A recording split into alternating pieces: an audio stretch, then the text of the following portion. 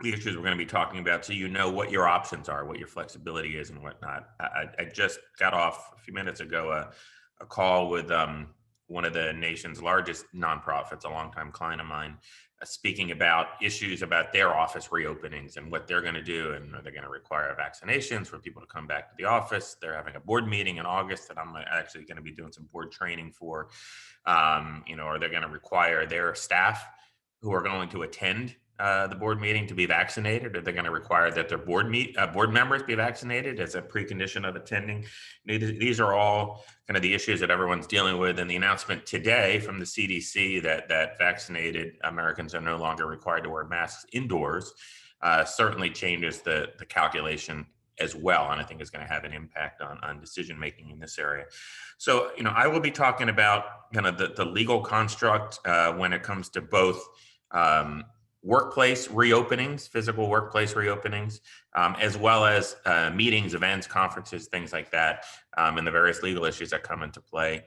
Rebecca, who works for Savills, and she can introduce herself in a second, is going to talk about things from a Savills is a real estate broker, but they do a lot of other things as well in terms of advising employers on various workplace issues, and she's going to talk about that from her perspective. But we also want to hear from you guys in terms of what your thinking is, what you're planning to do. I think there's a lot of wait and see. Even the client I just talked to, the CEO was telling me that he's going to, they're really going to wait to see. In large part, they're based in DC. They want to see what the federal government is going to do. The federal government, which is the biggest employer in DC, often dictates a lot of what private employers do in terms of all of these different issues. And there's really been no decision yet or announcement from the federal government in terms of how they're going to deal with these issues. So there's still a lot of wait and see, but things are rapidly reopening.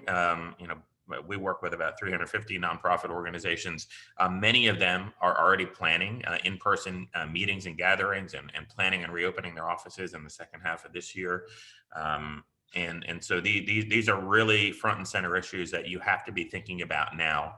And hopefully I'll be able to shed some light on some of the legal construct here. As some of you know, I'm an attorney in DC in private practice. I've spent my whole 25-year career exclusively representing nonprofit organizations, primarily as outside general counsel, dealing with all the broad array of all of the different legal issues that nonprofits face. I'm the managing partner of Tenenbaum Law Group. We are a 3-lawyer boutique firm based in DC that focuses exclusively on representing nonprofits on their legal issues. And for most of my career, I was the chair of the nonprofit practice at the Venable Law Firm, a large national law firm based here in DC. Rebecca, why don't I turn it over to you to introduce yourself and your perspective, and then we'll open it up for questions. We don't have any prepared remarks or PowerPoint presentation or anything else, which hopefully will be welcome to you guys. We're going to answer your questions. We certainly have a lot of things that we know we're hearing, questions we're getting from our clients every day that we can certainly talk about, but we want this to be driven by you guys. So with that, Rebecca, why don't you introduce yourself? Yeah, thanks so much. First, I'll say this is a real treat for me. I sit on a lot of these. I just got off a call with a law firm with like 15 people, and seeing like all the welcome comments in the chat is just such a pleasure and departure from a lot of the types of calls I sit on. So this is really great. My name is Rebecca Humphrey. I lead the workplace practice group for North America for Savills. As David and Jeff both said, we're a real estate consultancy firm. And so we have an arm of the company that does transactional brokerage services, but we have a fairly robust consultancy practice that works with all different size clients across all industries and regions, on different, consulting matters ranging from workplace strategy to project management and location strategy, labor analytics, et cetera. I've been in the industry for about 16 years. Every time I say that number, it grows. So I've been in the industry about 16 years. I've spent some of my background in project management and construction and design. My personal subject matter expertise is actually in change management and communications, is where I've spent a lot of my time. And I say this really to give you kind of some guardrails around the type of things we're consulting with clients on right now.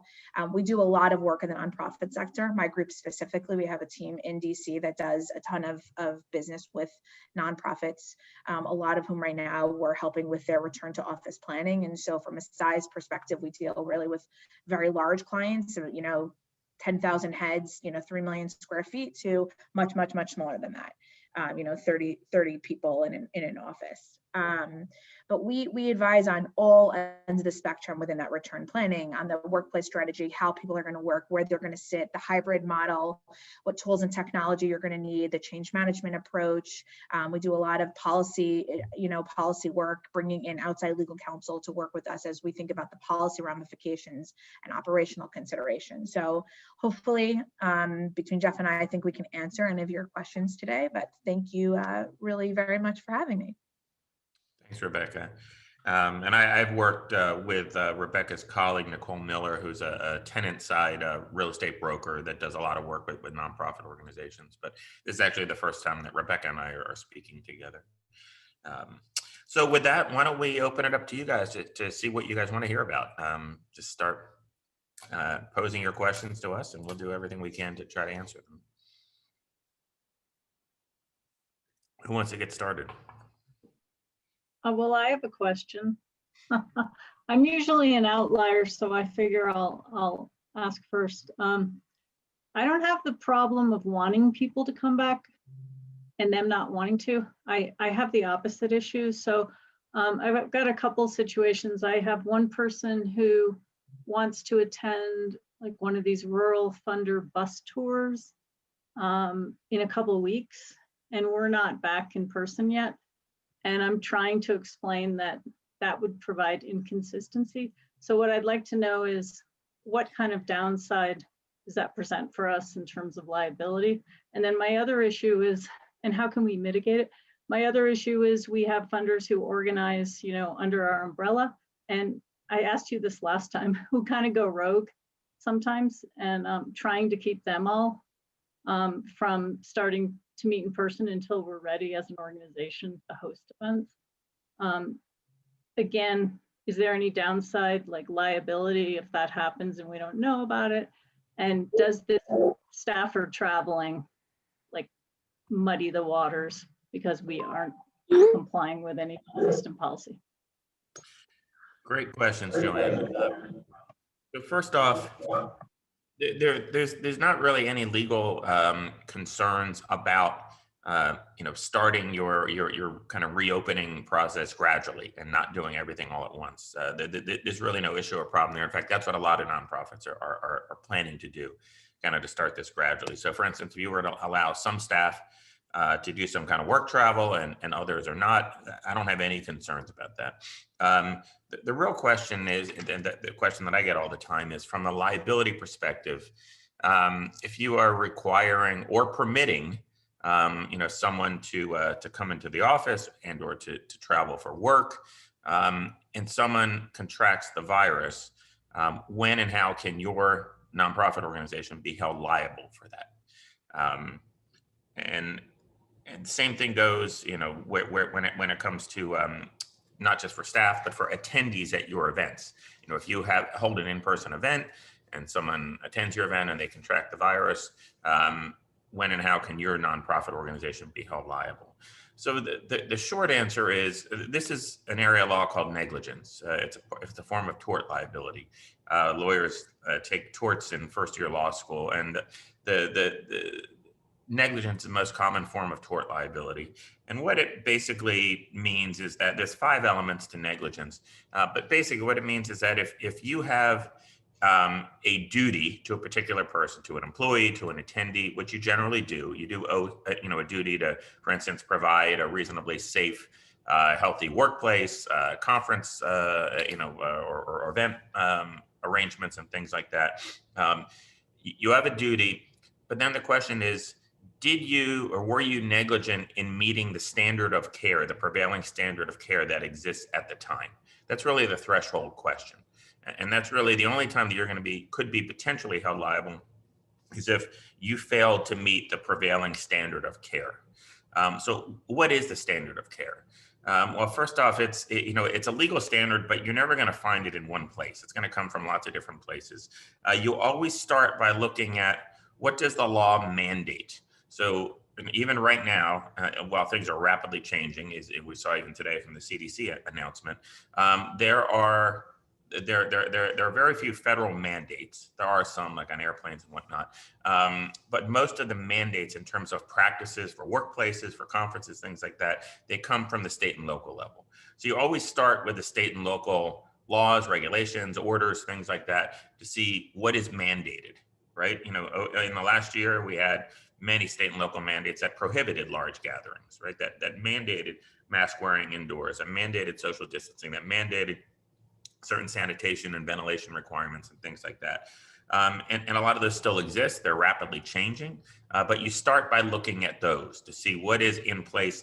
And it's going to be based on the geography. Wherever your event is being held, wherever your workplace is, if you have people in different states, remote work or whatnot, or offices in different states, it's always going to be driven by the state and local ordinances, requirements, regulations, et cetera. So you start there, but it doesn't end there. The next place we typically look to define what is that standard of care is federal guidance, particularly from agencies like the CDC, like OSHA, with respect to workplaces. So you look there, and actually both the CDC has guidance in place. It's likely going to be amended very soon, but they have guidance in place for large meetings and certain standards that they recommend for how large meetings have to be conducted. And that guidance has not been updated recently, so I strongly suspect it will be. But you look to that, even though it's advisory in nature, it's not mandatory, it does help to inform what is the standard of care. For workplaces, OSHA, the Occupational Safety and Health Administration, a federal agency, has guidance already with respect to workplaces in COVID and what you need to do in terms of ventilation and sanitation and social distancing and all that. Again, that is likely going to be amended as well. But you look to those things and you basically try to do as many of those things as you can. The more, and when I say can, because some things are just not practical or too expensive or they're too burdensome. But the more of those things you can do, the harder it's going to be for someone to prove that you were negligent. And even today, after the CDC guidance about vaccinated Americans don't have to wear masks indoors, that's very relevant because now if you do not impose a mask wearing requirement for those who are vaccinated indoors, it's going to be virtually impossible for someone to say that alone caused you to be negligent in how you opened your workplace or how you ran your events or things like that. So you look to those things, you try to do as many of those things as possible. And then when you're talking about, there's always other parties involved, right? You guys don't control everything. As the employer, as a sponsor of an event, you have hotels and convention centers and meeting venues that are hosting things. You have a landlord, unless you own your building, and you have a landlord that owns your building, and only the landlord is going to pretty much be able to do things like change ventilation systems and sanitation requirements and things like that, cleaning of the offices. And so what you want to do is you want to try to push onto those other parties as many of these obligations as possible, get them to agree that they're going to do X, Y, Z, again, based on whatever that prevailing standard of care is. Contractually, even just in email exchanges, whatever you can do to get those other parties to do their part to create a safe and healthy, whether it's a workplace, event environment, conference meeting, whatever the case may be. And if you do those things, it's going to be very, very difficult for someone to hold you liable. The same thing goes, Joanne, with your question about staff travel. There's common sense guidance that you can give to your employees, even mandate for your employees when they're on staff travel. And if you mandate those sorts of things, then if they veer off path and kind of don't obey the ground rules, that's on them. And if they end up contracting the virus and were able to cause it, that they contracted it because of something like that, theoretically, causation is always very difficult when it comes to COVID. But even in that situation, if you do those things and they veer off course, it's going to be extremely difficult for them to hold you liable. I see there's a question here, and I get it every day, and that's the question of, can we mandate vaccinations as a condition of employees returning to the office, as a condition of going on work travel for employees, as a condition of employees attending your own events, staffing your events, board meetings, things like that? And then separately, can we require our event attendees, whether it's board meetings, conference attendees, whatever else the case may be, to require proof of vaccination as a condition of attendance. So let me start out. The legal construct is different when it comes to employees versus like event and conference attendees and board members, because employees have a lot of protections built in federal and state law, federal, state, and local law. Like Title VII of the Civil Rights Act, for instance, applies to employees. It does not apply to event and meeting and conference attendees, or even board members attending a board meeting. And so for employees, the short answer, and it's very clear, even with the current emergency use authorization that exists for the vaccines, as opposed to a permanent FDA approval, or full FDA approval, I should say. Even in that situation, because of the significant risk that COVID poses, it is permissible for employers to require vaccinations as a condition of coming back to the workplace, and or as a condition of going on work travel or going to work events or things like that. There's absolutely no problem in doing that, so long as you make two exceptions. One is for anyone that has a medical condition that would prohibit them or make it too risky for them to get the vaccine. And that's because of the Americans with Disabilities Act and the various state parallel laws, statutes that exist in that area, that if someone has a medical condition, you are obligated to make a reasonable accommodation for that person, so long as with that reasonable accommodation, they can still perform the essential functions of the job. And so long as that accommodation does not pose an undue burden on your organization as an employer. So so that's one of the exceptions you have to make. And you can, by the way, you can ask this. I mean, the ADA has been around for 25 years. There's a lot of precedent in this area, and it's clear you are allowed to ask people what their medical condition is that prohibits them from getting vaccinated, because you need to know that information in order to know what sort of reasonable accommodation is going to work. Remote work versus, you might say you can come into the office, but you have to wear a mask and you have to socially distance from everyone if you're not vaccinated, whereas vaccinated employees don't have to do any of those things. You can absolutely do that. So that's one exception. The other exception is for a sincerely held religious belief. So if someone has a sincerely held religious belief, this is due to Title VII of the Civil Rights Act, that would prohibit them from getting vaccinated. You have to, it's that same basic standard. It's actually a little bit looser standard, but the same basic standard of making a reasonable accommodation as long as they can still perform the essential functions of the job, and as long as it doesn't pose an undue burden. And that part about performing the essential functions of the job, if someone's job requires them to do certain things in person, and there really is no reasonable accommodation you could make. I'm not saying that that's going to be the case, but if theoretically that were the case, then you can actually say, sorry, you can't work for us anymore, because there is no reasonable accommodation we can make that would allow you to perform the essential functions of the job. The undue burden test is really a financial test usually. Would it be too expensive for the organization? And that's a much higher standard. So those are the two exceptions you have to make for employees. In terms of non-employees, board members, conference attendees, event attendees, things like that, same basic situation. You can require vaccinations if you want. You can make that mandatory. The one exception there, the religious, sincerely held religious belief doesn't apply. And by the way, sincerely held religious belief does not mean sincerely held political belief. It's a religious belief only. But in the for non-employees, the only exception is Title III of the Americans with Disabilities Act, which does impose that same requirement to provide a reasonable accommodation if someone has a medical condition or other disability that would prohibit them from getting vaccinated. So in short, you have a lot of leeway to impose vaccinations as a condition of coming back to work and traveling for work and attending events and things like that. Now, the political issue of whether you want to do that, is a much different calculation, and nonprofits are really struggling with that, and that struggle is going to get even harder after today with the CDC announcement. But it's that's it has all it's an employee morale issue, a political issue, some of the other considerations there. But that's the basic lay of the land. I didn't catch all of the questions that have been posed, and maybe Dave, as we get through this, you can kind of pose some of those to get into it. But there was one about liability waivers. Yeah. It's separate and apart from this issue of mandatory vaccinations.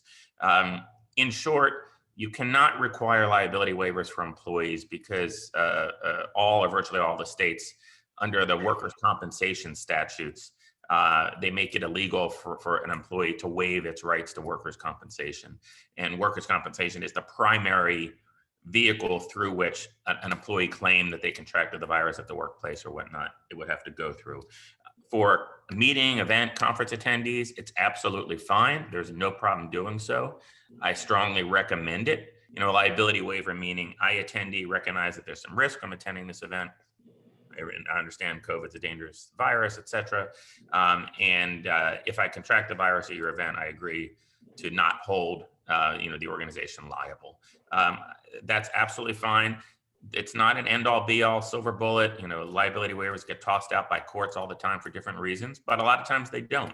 And I see only upside and no downside to requiring that. You want to have them affirmatively, click and accept something online where as a condition of attendance, they agree to that liability waiver. And then last thing on that, we recommend that you couple that liability waiver with a kind of an affirmation of conduct that the attendees agree to abide by your rules, basically, whatever rules you might be imposing at your event that are COVID related, that they agree to abide by those.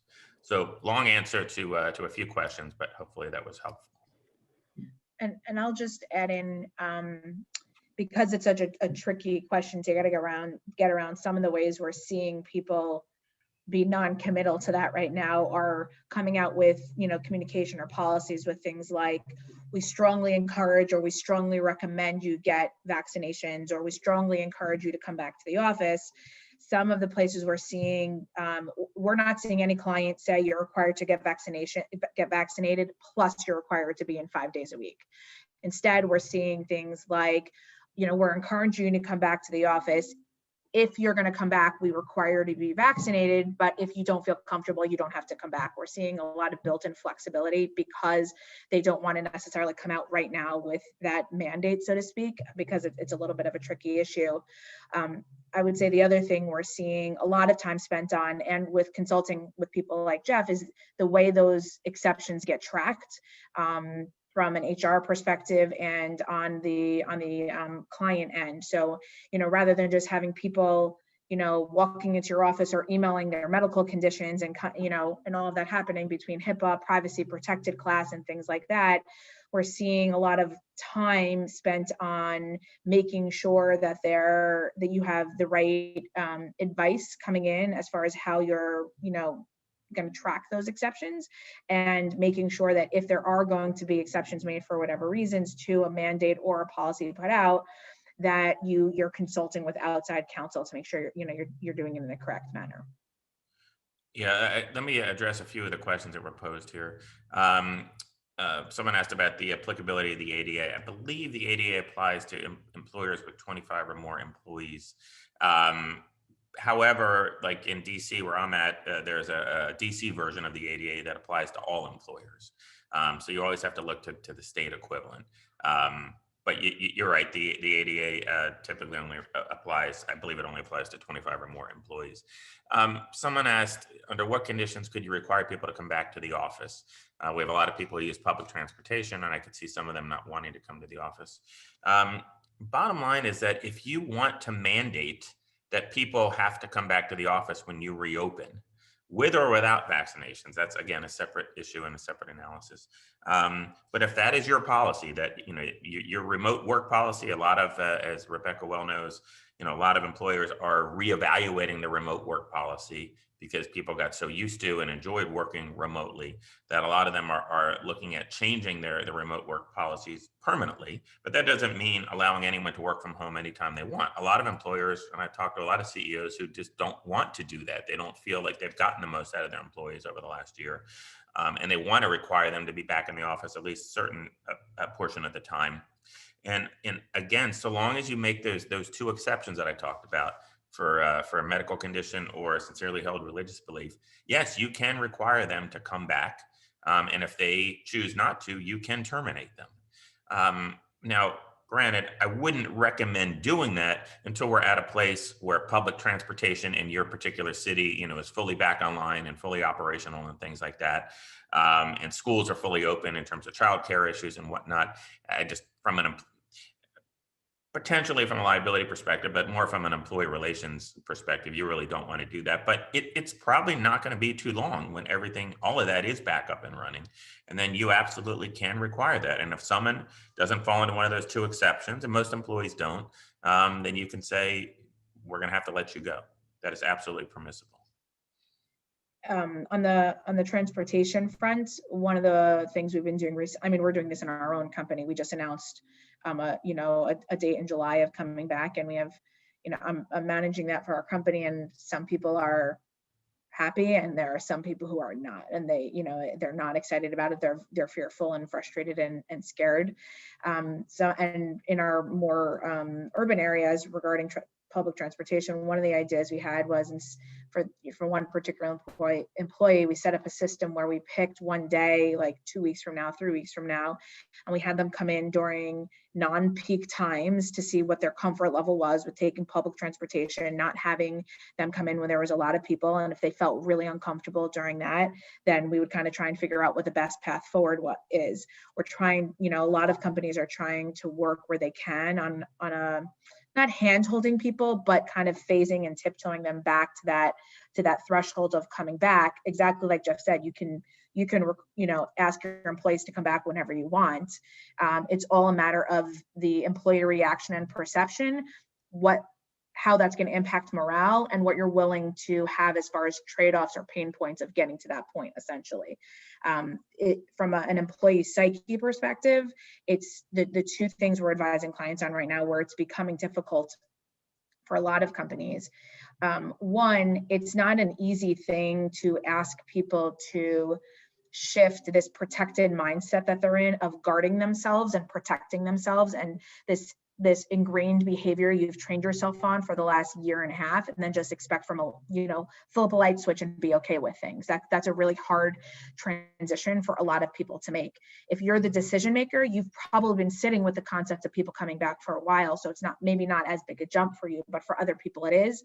So wherever you can build in runway time to allow people to get used to that idea, to work with them, and to softly or slowly get them back into the office, that ends up being a more successful process where you can do that.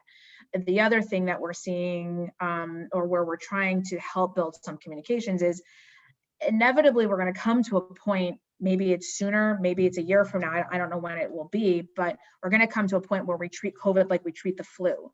And there aren't going to be as extreme exceptions made. We're not going to be wearing masks anymore. We're not going to be, social distancing. And so getting people to transition up to that point so that when that happens, again, it's not as much of a shock to their system, is another reason just where there's the ability to build your timeline out with that runway, get people to that point so that it's an easier transition for them.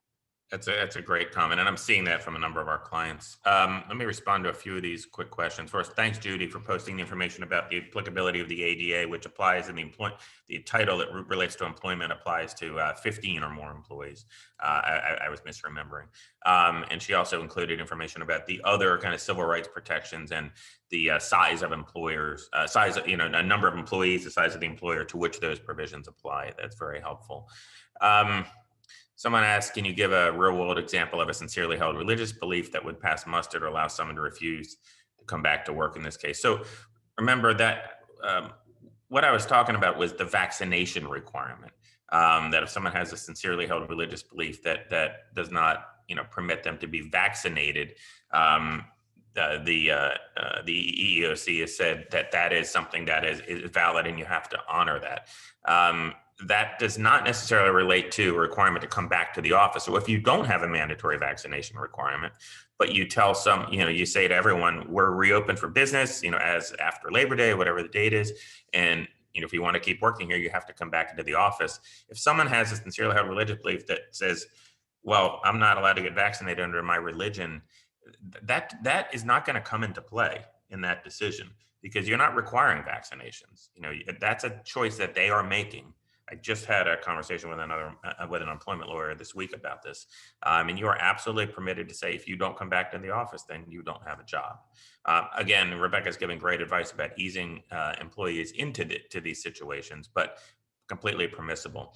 Can an employer require employees to sign an affirmation of conduct as it relates to attending conferences and meetings? Absolutely. That's very different from a liability waiver. That's just saying, I agree to abide by the following rules, or whatever rules you might have.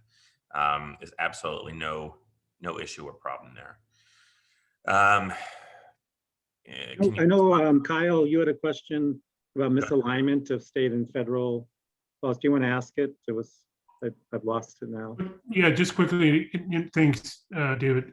If it's not applicable, let me know. But we're seeing a lot of state bills get introduced that bar wearing mandatory mask wearing, mandatory vaccines. Yeah. So I'm just wondering where the state and federal laws conflict. As an employer, which way do you have to go to preserve your rights and liabilities and so forth? So it's always going to be a lowest common denominator in terms of, like, right now, there are some federal mask mandates, like on airplanes, for instance. But there are no, federal mask mandates when it comes to offices or even restaurants or things like, or hotels or things like that. It's all at the state and local level. So if a state or city or county requires it, you obviously have to do it. If a city, and we are seeing, as some states like Florida and elsewhere, passing laws making it illegal, for, say, an employer or a hotel or something to have a mandatory mask requirement, that is going to trump, any federal guidance, even though the CDC says that they don't believe that it's medically necessary to wear a mask indoors if you're vaccinated. If you have a state law or a city or county law that says the opposite, that's going to apply, and that's going to trump, any federal guidance in that regard. Can you talk about when liability waivers come into play or are even legally useful? I think I already did. Did you talk about that already? I think I covered that. I don't really want to. I'll repeat it if you. No, that's I was asking. I heard you talk about the affirmation of conduct. I mean, how is that legally useful? And can you just make it up, or is there an actual legal? No, so it's not. It's not as legally useful as the liability waiver, for conference attendees, for instance, but it's still relevant because it helps to establish that you are not being negligent in how you're conducting your meeting.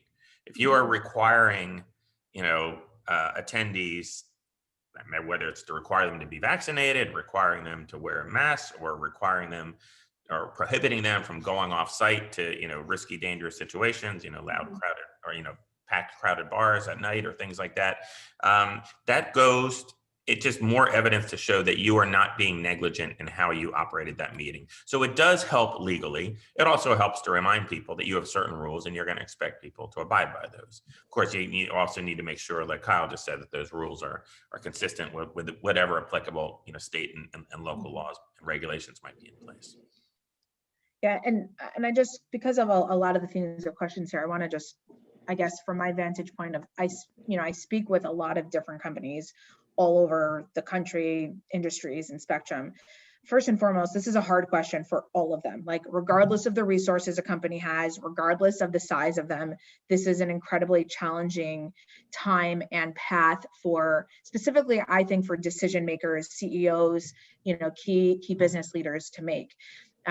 Because you're kind of walking this tightrope of, you need to understand exactly, as Jeff is outlining, the guardrails of liability and risk and what you need to do with wanting to make sure that you're keeping safety, employee safety at the forefront of your mind, but also wanting employee morale to be high. You want people to want to come back and you want people engaged. And so finding the right path between those two, I think sometimes I probably come across as almost having a cop-out answer to people, but it is very specific to your organization and your culture and what that path is for you. It's not, while one company, one nonprofit, one organization might say, we need to mandate and this job can't be done without it, somebody, equal size across the street from them, that might not work for them. So it really is very specific to what could or could not work for you.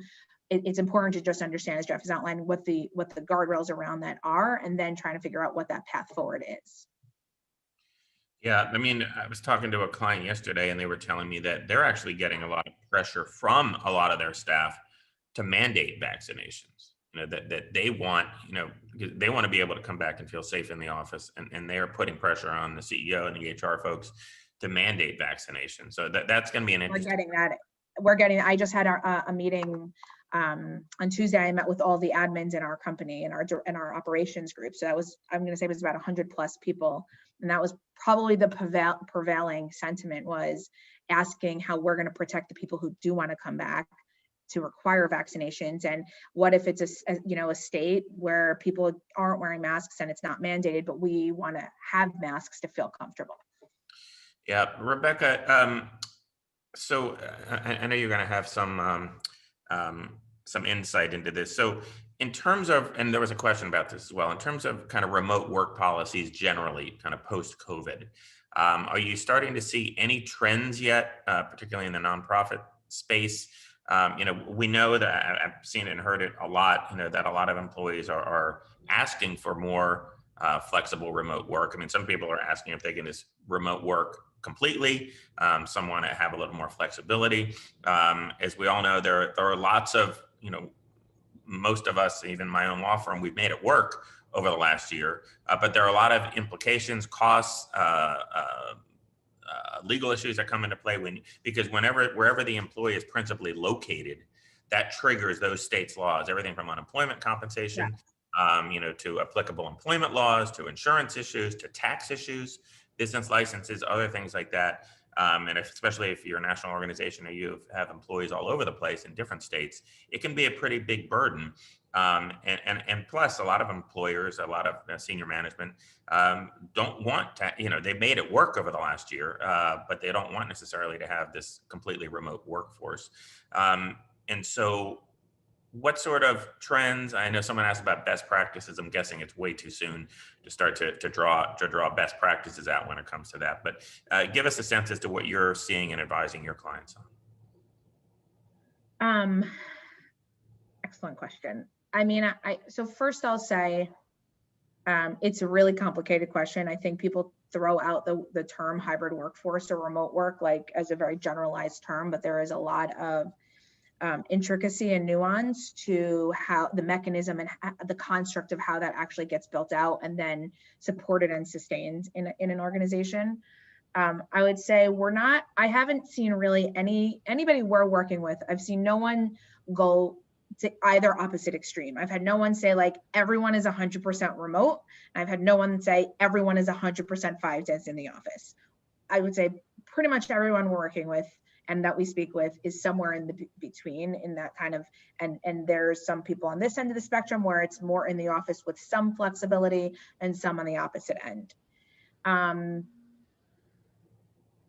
As far as policies, I think we've been kind of seeing a lot of people trying to skirt around that, which we're not recommending, saying like, well, do we even really need a remote work policy if we're going to have a hybrid workforce? Like, can we just not have a policy? Which from everything we've been told and directed is not necessarily the best direction to head in, to not have any type of a policy written down and just kind of pretend it doesn't exist.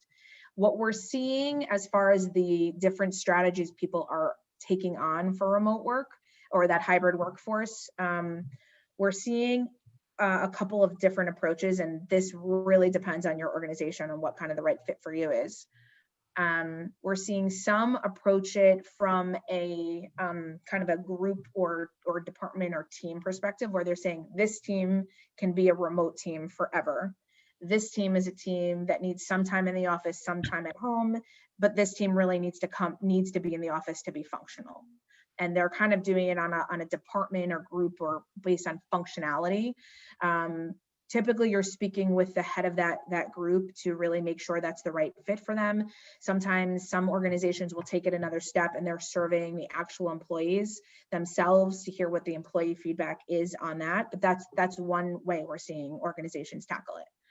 Another way we're seeing is giving wholesale flexibility to pretty much the whole organization, and where you say, hey, we're having a flexible model. The office is here. We're not going to assign seats, or we're going to assign neighborhood seating instead, where let's say you have a team of 10 and you allocate 5 seats to them, and they can figure out how they want to use those 5 seats. And so they're really giving whole scale flexibility and saying, here's a schedule, a room booking software, a seat booking software, pre-book your desk on the days you want to go in. You can make your own judgment on days you do or don't want to be in the office based on your own schedule. So that's a second scenario we're seeing. The third, which I would say is, I don't know if it's more frequent, but we certainly see this happening or being seriously considered, is having kind of a bridge between the two, where you're not super structured and you're not saying this group is forever at home, this group is forever in the office, but you're also not saying you can do whatever you want. That's operationally a hard thing to manage. If you just say do whatever, like think about like picking floor captains in your like business continuity and your life and safety protocols for your office space and things like that. Having whole scale flexibility and not knowing who's going to be on the office any given day can sometimes be a little hard to manage from an operational and facilities perspective. And so what we're seeing in other instances is really a more structured way, where there's, one team that may come in Monday, Tuesdays, another team that comes in Thursdays, Fridays. You have some type of hoteling or seat sharing model in there. And so that's a third approach we're seeing as far as how people are thinking kind of about that hybrid model. There's definitely no benchmarking yet. There's not a ton of lessons learned, because we have a lot of people who are just waiting to see. They're studying all this now and they're looking at their options, but a lot are not like coming down with their decisions. I would say very few of our clients have made like firm final decisions of like, this is what they're doing. But based on all of the changes coming in from the CDC and vaccinations increasing in their rollout, I think we're getting a lot closer and people are feeling the pressure to kind of make that decision and to move forward with some plan. But pretty much everyone is considering some path to hybrid. The amount or degree of flexibility really varies based on what that company does for a business and, from a pure work profile perspective, what they think they need to be able to move their business forward, essentially. That's great. That's really helpful. The only thing I'll add from a legal perspective is that, well, employers have great flexibility in how they structure their remote work policies. There's no exceptions there to the various employment laws that protect individual employees from discrimination and other things like that. And in the past, pre-COVID, having kind of inconsistent or subjective allowances for some people to work remotely and some not have been the basis of claims filed by employees, state claims, state employment agencies, lawsuits and whatnot, claiming that someone was discriminated against, for instance, because of some protected characteristic. They were not allowed to work remotely, but someone else was. And those issues are still going to exist, which is why, from a legal perspective, it is really important to have a remote work policy, whatever your policy is. And, for larger employers, like Rebecca said, if you have some good reason why some, departments are able to work more remotely and some are not, as long as there's a legitimate basis for that, that's going to be okay. But the key is you want to have objective policies and you want to apply them consistently. However you draft them, and it's going to be very important to do that. There's so many employment claims, and you may be saying as an employer, as a CEO, but I'm not letting that person work remotely because of their, XYZ protected characteristic. I'm not letting them work remotely because it's not suitable for the job, or they've shown a history of not being able to be successful when they're not in the office and they need supervision. But the bottom line is it doesn't stop people from bringing a claim and alleging that it's because of one or more of the protected characteristics. So you always have to guard against that. So, say, Jeff, you had mentioned this question for you or Rebecca. You mentioned that some of your clients you see starting to move back to some in-person meetings or bigger gatherings. Have you seen any? Might be too early, but are you seeing any trends around putting in place certain safety practices, even if they aren't required?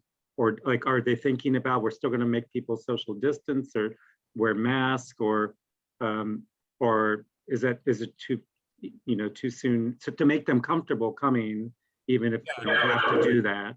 It's not. We are seeing that. There have been meetings, by the way, smaller ones, but there have been nonprofit meetings throughout the pandemic. I actually attended and spoke at a conference last October in Savannah, Georgia.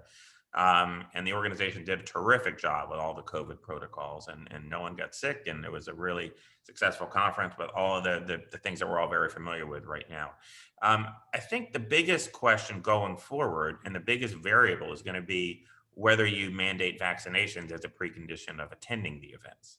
Because if you do, then I think you have a lot more flexibility from a liability perspective, and just to help everyone feel that it's a safe and healthy environment, to allow more conduct that might otherwise be problematic. If you don't require vaccinations, then from potentially from a legal perspective and certainly from a political perspective, you may need to do certain things to make people feel more comfortable. And while the CDC guidance today is saying for vaccinated folks, don't have to wear masks indoors, if you're not requiring vaccinations, then that doesn't matter. And some might say, even from a liability perspective, if you want to be safe, if you're not going to require vaccinations, then you should require mask wearing indoors for everyone, because you have no way of knowing who's vaccinated and who's not, along with all the other protocols of social distancing and spacing and whatnot. And just because, for instance, you might be in a state like Florida, not to pick on Florida, but they've been very aggressive throughout the pandemic and not kind of restricting almost any sorts of gatherings. The only restrictions that have really applied have been occupancy restrictions on, you can't have more than 50% occupancy of a hotel ballroom and things like that. But even if the state or a city allows large gatherings without social distancing, as is quickly becoming a trend, it doesn't mean that you should not impose those things, at least for now, if you're not going to mandate vaccinations. Whereas if you do mandate vaccinations, and generally speaking, I think all the social distancing and mask wearing requirements go out the window, and you really don't have to do that from a liability perspective. So it's going to be. I'm really interested to see how a lot of conferences react to this. That same conference I spoke at in October, the next one is in June in Tennessee that I'm also speaking at, and that'll be the first conference that I will be attending this year. And I'm especially now with vaccinations. I don't believe they're requiring vaccinations as a precondition of attendance, but I am interested to see what sort of protocols that they put in place. Thanks. What do we ask for proof of vaccination? Yeah, well, it's a great question, and the answer is different if you're in New York versus anywhere else. Because in New York they have this, this vaccine passport that, frankly, there's a lot of pressure on the federal government to kind of approve other kind of, vaccine passports, on your phone and whatnot, apps to be able to show that. Oh yeah, someone just mentioned, by the way, yeah, if you're in a state that prohibits, mandatory vaccinations for passports, and that's a different issue, and obviously that's very much going to come into play. But right now, for those of us who are vaccinated and are not in New York, all we have is that little card that we get, the printed card, and presumably you would just show the actual card or a picture of the card and then show your ID to show that it matches up to you. That's about the best we can do right now. I suspect that as more and more, a lot of big event venues, sporting venues and others have already said they're going to mandate vaccinations as a condition of attendance. I think there'll be more pressure, on app developers and some sort of federal standards for privacy and data security and things like that to facilitate that. But right now, it largely doesn't exist outside of New York. Jeff, I want to ask a clarifier. Like Joanne's an outlier in one direction, I'm probably an outlier in the other. And so one of my board members is very concerned about documentation regarding vaccinations, specifically maybe with HIPAA. Like, as employers, do we have any concerns, or are we can we take the word of employees that they've been vaccinated? Because that's how we've been operating. Or do we need a document to see their card? And if so, do we retain it? Yeah, the answer to that is easy. The EEOC has said there are no HIPAA issues with requiring proof of vaccination. Now, if you were to ask, more detailed medical questions beyond that, that's a different story. But if you're just requiring to show them your vaccination card, that is absolutely permissible, and that does not trigger HIPAA. Now, I saw someone said that they're gonna, have people self-attest, and that's up to you. Again, you're not mandated to require vaccinations if you want to, but you want to go through a someone just going to self-attest that they're vaccinated, and you're going to take their word for it. That's certainly permissible as well. Now, if I were to an enterprising plaintiff's lawyer, might say, well, proof is available. You weren't asking for it. Therefore, you were negligent because, again, this would be if someone contracted the virus and they could prove that they contracted it at your event, and they might use that as evidence that you were negligent. I don't know how strong that argument would be, but something to keep in mind.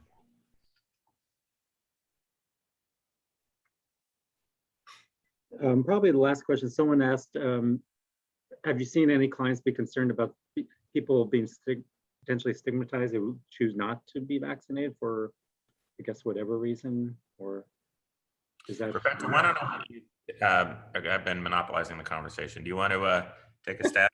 I spend a lot of my day talking, so no worries. I think it is a real concern. I don't know that we're seeing it happen whole scale yet because not many people or they're just starting to get back full time, but I think it's certainly a concern. I know we just spoke about it for our own return planning the other day. Somebody asked us, well, can I as an employee ask somebody else if they got vaccinated? Am I allowed to ask somebody else that? And because we're not mandating vaccines in our organization right now, we're just strongly recommending, we don't think other employees should be going around saying to somebody else, did you get vaccinated? But eventually they're saying word will get around and someone will get stigmatized. So I think it certainly is a concern. I think there are a lot of concerns around who does it, who doesn't. You have concerns, somebody sneezes sitting at their desk and you have 5 people who are sitting around them and who get freaked out. Like, what do you do in that type of scenario, right?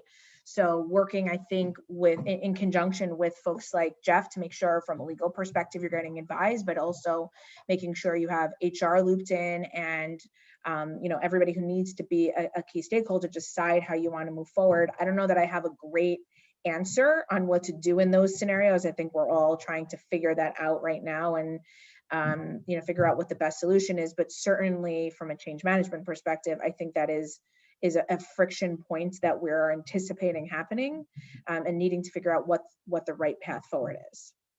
Yeah, and Dave, I think that this group and this organization, your organization, is a great vehicle for trying to do some pressure testing and benchmarking, and how are your organizations dealing with all of these different issues, and doing some sort of surveying on even maybe on a monthly or bi-monthly basis, because I've found this my whole career. Nonprofits, they like to do what their peers are doing. They don't like to get too far ahead of it. And their employees know what the peers are doing as well.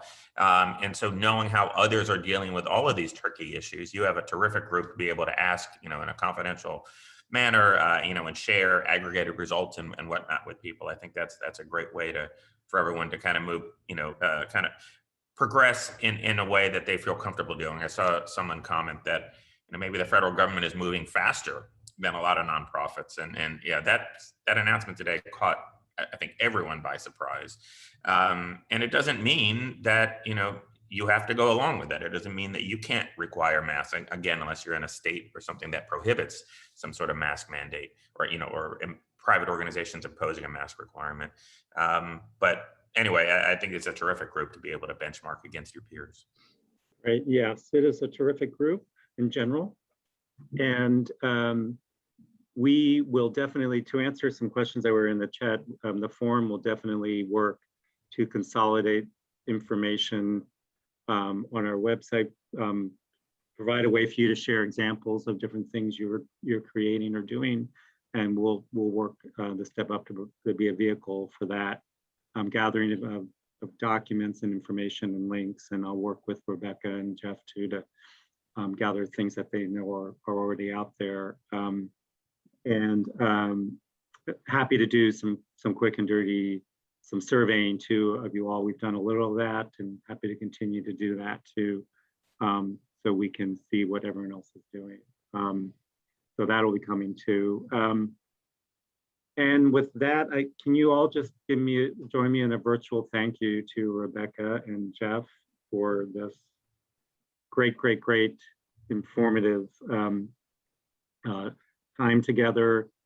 This was recorded, so we'll be sharing that back out with you in case you want to share with any other folks on your team. I wish you all a great rest of the week. Yes. If I could say one thing, for those of you who are interested, Rebecca and I, along with two other folks, an HR and another real estate professional, are going to be doing a complimentary 1-hour video webinar on June 22nd on these topics.